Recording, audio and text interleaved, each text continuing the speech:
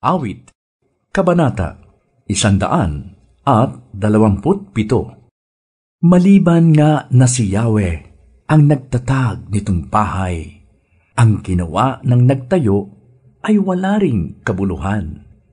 Maliban nga na si Yahweh ang salunsod ay gumabay, ang pagmamasid ng bantay ay wala ring saysay. Hindi dapat pakahirap magpagal sa hanap buhay. Maaga pa kung bumangon, gabing-gabi kung humimlay, pagkat pinagpapahinga ni Yahweh ang kanyang mahal. Kaloob nga ni Yahweh itong ating mga anak, ang ganitong mga supling, pagpapalang mayroong galak. Ang lalaking mga anak sa panahong kabataan, ang katulad ay palaso sa kamay ng isang kawal.